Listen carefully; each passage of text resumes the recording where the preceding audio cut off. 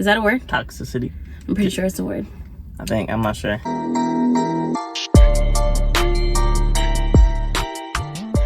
What's up, guys, and welcome back to another episode of Everything DSK. What? You see that person right there? Where? Right there. Why are you here? Ain't Stop chomping! I'm chomping. Why are you here? And you're not subscribed. All right, put your finger down, Missy. What's wrong? Why are you here and you're not subscribed? Don't you like us? This is like your 10th video. I think it's like the 10th or 11th. Don't you like us? For me, I want to have 200 subscribers by like the end of the year. 500. Year? 1,000. Oh yeah, we only have a month left. November 25th, we got some booming clothes for you guys. Like, yes, DSK is having a drop, another launch. it's gonna be huge. Yes. Viral. November 25th. Movie. Look at our Instagram. Like, we just posted. We had the best models. Oh my goodness, the pictures came out so nice. We had nice photo shoots. So yes, beautiful. We got some mugs coming for you guys. Stay we got tuned, some baby. shirts, Stay tuned. Oils, lip moisturizers. We have everything. But for you guys who are not subscribed, make sure you subscribe. And we're gonna make give sure you some time. Make sure you comment. We'll give you some time right now. Water.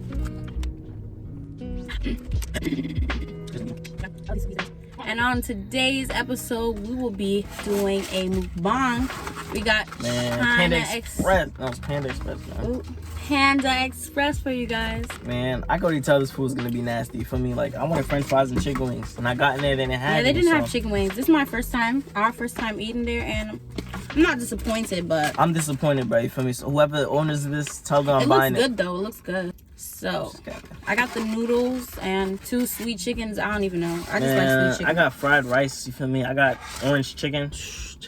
All right. And on today's video, we will be talking about surviving in a toxic household. Surviving in a toxic family. Disclaimer: we're not telling you guys. We're not telling you guys what to do. Exactly, and we're not saying that your family is toxic. Like, don't just go assume your family's toxic because you guys argue here and there. We're not telling you your family's toxic because they tell you to clean your room, or they tell you, oh, don't stay out late. Or you guys yell at each other.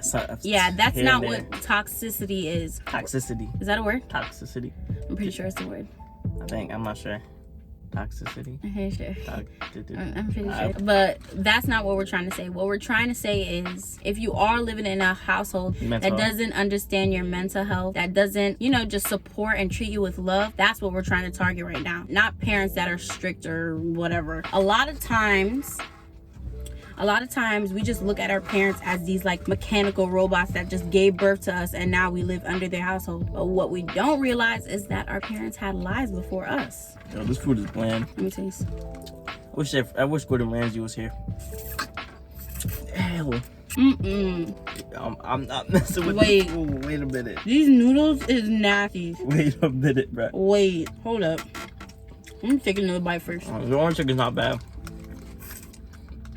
Do you see this? I can't even slurp it up how dry it is.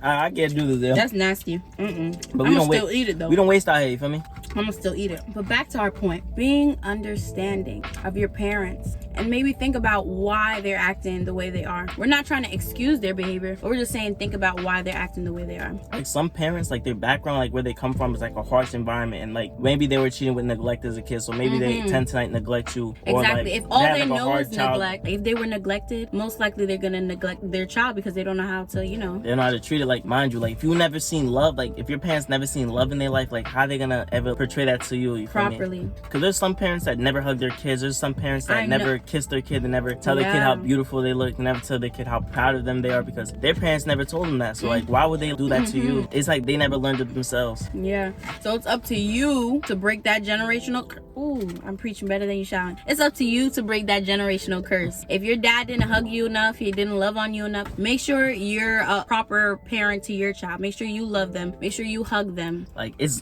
good hearing like, oh, you're beautiful once in a while. It's good to hear that you're special, you feel me? Like, it's good to hear like you don't have to wear that that makeup, you feel me? You look precious to me. You don't have to impress that boy at school. You don't have to get those jeans to impress that girl at school, you feel me? What are you talking about? You feel me? You have to think of your parents as actual people with emotions that went through things. You have to put yourselves like in your parents' shoes as well, you feel me? But this doesn't excuse their behavior. Just because they grew up in a toxic household, that does not excuse them for continuing the cycle and spreading that toxicity when they had children. That does not excuse their behavior. But understanding how their childhood was could let you better understand why they are how they are, you know? It's all about understanding them. Understand them, but don't excuse their behavior. That's the key. All right, the next point, avoid fighting. That's a hard one, actually. That's such a hard one. The thing is, like, when you're in the house with people, like, I learned this since quarantine. Like, if you're in someone's space all the time, like, you tend to fight more. And, like, the littlest stuff could, like, set you off when it comes to that. And imagine living with someone for 18 years. You're bound to fight. So, how do you avoid fighting? Good question, Donald. The one way I do it, because me and my mom love to bicker. Her birthday is right before mine, and we tend to butt heads. I don't believe in like the star sign stuff, but girl, we be butting heads like crazy. So what I try to do is give her her space and give me my space, and still have that bonding time. So when I'm doing like work, schoolwork, anything like that, I need my space. When she's like doing her prayer and all that, I cannot be in her bubble and stuff. When she's cooking though, that's when I try to find time to bond with her. Just try and find a common ground, and then time for yourself. Don't always be in your mom's face or your dad's face, you know? Problems will happen like that. Like for me, like to avoid fighting, like you have to understand like what your parents like trigger words. It's gonna trigger them to like do something. What you're gonna do to trigger them to like be mad at you, for example. That is such a good point. You're on a roll. Okay, you know, oh my gosh! on a roll. Anyways, That's such a good point, Donald. Anyways, like you know, if your mom comes home and she sees the dishes not done, she's gonna go yell at you, and you're gonna say something back at her. So like you have to understand, you have to know what's gonna make your parents mad. You feel me? Yeah. Because me, like when my room wasn't clean, like my mom used to like get mad about that. She'd be like upset, like, oh, you guys are gonna kill me, and da da da. That used to trigger her. And we used to like, I never used to argue with my mom, but like we used to like exchange words, like argue, but like it wasn't to the point of an argument. It wasn't to the point of an argument, but like you she guys was were having upset. an intense talk. An intense talk, yeah. So like you have to understand what you could do that would like trigger them, and vice versa too. You feel me? Because there's some stuff my dad would tell me that I didn't like, or my mom would tell me that I didn't like, and that would trigger me. So like that's a conversation that you guys need to have. Like my brother, he doesn't like people telling him that he's doing bad in school. Like that triggers him. Like he doesn't want to talk anymore. He doesn't want to engage in conversation. Yo, that's like the fourth time that security car rolled past us. It's okay. We can tell him when he comes. We're filming a YouTube video. People say the worst thing when they're angry, and when that argument happens, he's circling us again. There's like a cop car circling us. I actually do want him to come and knock on the door so I could turn up. I'm saying I want him to knock so we can tell him like we're filming for YouTube and we're not doing anything illegal. But back to the point. Sometimes you say stuff you don't even mean, but you're just trying to hurt the other person. For someone who's like dealing with depression or who feels like really down, especially like anything a parent says, avoiding those arguments can help with your self-esteem, because then your parents aren't saying anything crazy to you. And I know it's a lot to be like, oh, keep your distance from them, but if your parents are verbally that abusive, you do need to keep your distance. Stay to yourself, stay in your room. You have to find what makes you like calm down and avoid the fighting. Yes. Let's say like me, like when I get to like a big argument, I like to listen to music. I like to calm myself. When I'm in like in a quiet space and like everything is calm around me, it gives me more time to think about maybe what I did wrong or how to address the situation better. Or maybe if you know you and your mom fight a lot, when you get to that like intense conversation, like she's bickering you or something, you need to make a check in your head and be like, all right, let me calm this, let me diffuse this problem. Don't escalate it. Don't say anything you know she's gonna blow up over. You kind of have to be that bigger person. Even though they're your parent, be that bigger person and be like, no, let me just calm this down. Just because you need to diffuse the bomb, you know what I'm saying? You have to think about like the mental strain that you put on your parents. You have to see like, dang, like my parents was there for me when I cut my knee. My parents were there for me when my first breakup. And now you cursing your mom out, you cursing your dad out. And your parents are the first one that usually should have your back, but that's not always, you know, depending on which family you're in. Depending on the situation, yeah. We busting these out, son. Girl, eat your cardboard, bro. Don't say nothing. Yo, I'm never coming back here again, bro. Panda Express. No, this orange chicken though. Yeah, their chicken is good, but the size, nasty. I didn't do it. We should have went to Chipotle. We should have next time. All right, next one. Form positive relationships outside the household. Sometimes your parents can't be there for you, and your siblings. Or your siblings can't be there for you, and there could be other father figures and brother-like figures that could comfort you in moments when you're troubled. You feel me? Like there's a saying, oh, blood is thicker than water, meaning like your family family is like the biggest bond you can have or something like that. That's from my buggy.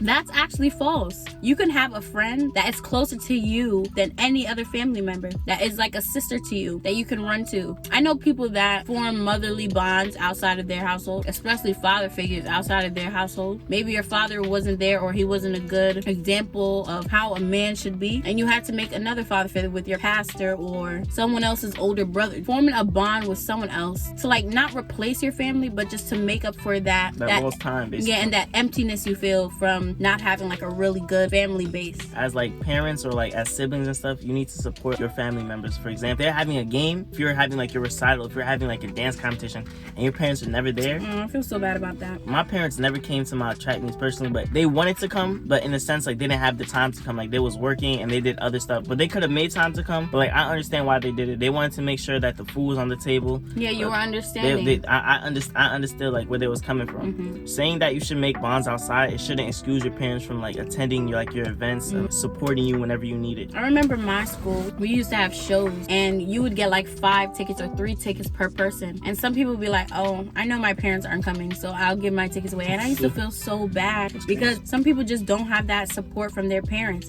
And it's crazy because your parents will be like, do good, get straight A's, blah blah blah, but when it's time for them to show up and show their support, where are they? How can I do good if I have no support system? So it's good to find other forms of support and friends and teachers, people that are older than you, more mature, for you to find someone else who could feel that like love that you need. And make sure, if you guys didn't watch our last video of like how to spot a fake friend, make sure you guys are picking the right people. Yeah, because there's some people that will come into your life that will like drain you. They'll take so much from you and won't give back. Don't just go to any silly gilly willy and try to and try to find support from them, and then they got you doing drugs and staying up till 2 in the morning and your parents haven't seen you in 2 weeks. No, that's not it. Don't do that. Don't do that. Don't do that. I mean, I feel like such a city girl. Like, yes. And the last point is making peace. Peace with yourself. Peace with your heart. Peace with your parents. So the first thing I advise for this making peace is having a heart-to-heart talking like, Mom, I really don't appreciate when you talk to me like this. This is also webbing that understanding, you know. Now you're not only trying to understand your parents, but you're trying to make them understand you and where you're coming from and what things you cannot take, what verbal abuse you cannot take. Making peace is very important. Like SarahKay was saying too, Pete, I do this and it's not very good. Like guys, they like to hold a lot of stuff and they like to bottle their emotions, they like to bottle up their feelings. Like they never want to show their emotion, they never want to open up to your parents because they feel like that I gotta take. They don't want to feel vulnerable, basically. I can't remember the last time I cried. You feel me? Because like that's bad. That's bad though, because it's like your tear ducts are dried up. Men have like this persona where they have to be strong at all times. That's bad though. They can't seem no one can be strong at all times. That's true. You feel me? You need to lean on someone, and you have to have that heart to heart with your parent. Like you need to them. You need to be able to talk. Donna was talking about how his parents couldn't come to his track meet, and he was understanding of that. But he could also be like, "Hey, Dad, I would really appreciate if you can come this week. If you could find a way." And you know, maybe they would be able to. Yeah, my dad did come. Like my dad started to come, and that was like a happy feeling, like seeing your parents there, and I was running. I'm like, I see my dad waving for me. Like it was a good feeling. You feel me? Like as people growing up, you need to be able to show that love so your kids could give love to their kids or like their future husbands and their future wives. Because there's some fathers that can't show physical emotions like their daughters because that's what they've been through. And that goes back to the man perspective. Like they gotta be strong, show no emotion and stuff like that. It be starting in the household for real. It's bad when there's no peace in the house. There's no structure, like you can feel it. No one wants a household like that. Like you get home from school and you're just like, dang, I'm back here. Like nobody wants that. But if worst comes to worst. If worst comes to worst, and these bros is just awful. If these bros they're not getting it, and they're trying to drag you down with them, make sure. Because family members can be toxic too. Remember that. Make sure you get your education. If you want to go to college, you go to college. And when you turn 18, I'm not telling you to run away. Run away, love, run away. Yeah. I'm not telling you to run away.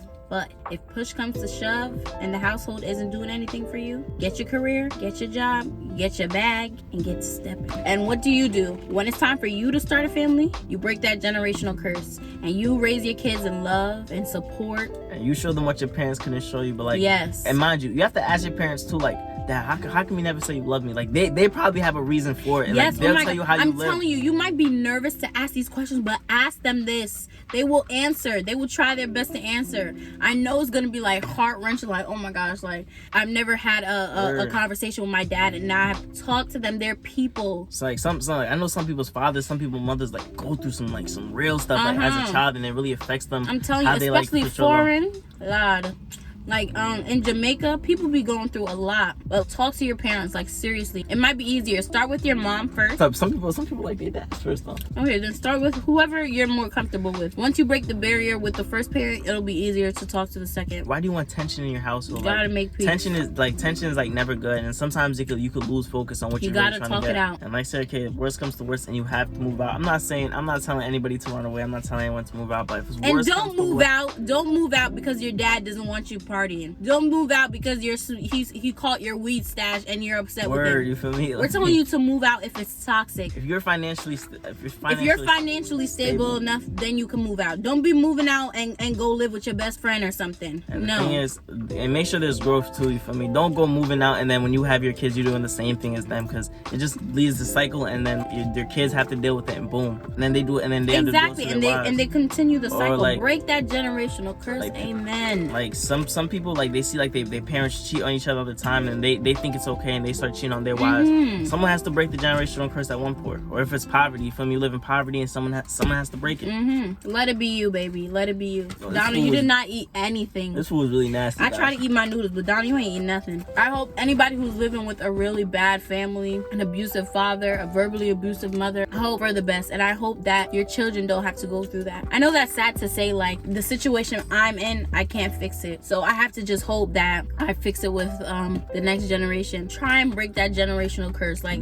that's my big point. Like try and break the generational curse. I'm sorry for what's happening in your household. I'm so sorry that you have to go through this, but just try and push forward so you can do better, you know? Be better than your parents. Yes. Because that's the goal of every parent. That should be like, your kids do better than you. Yeah. Your parents' ceiling should be your floor. Wherever your parents stop, that's where you start. And you're just supposed to build and build. You know what I'm saying? Like Minecraft, like Fortnite, you feel me? No, okay. Like I feel like I'm having like a heart to heart. Like I'm touching someone's soul right now. I'm talking to someone, you know?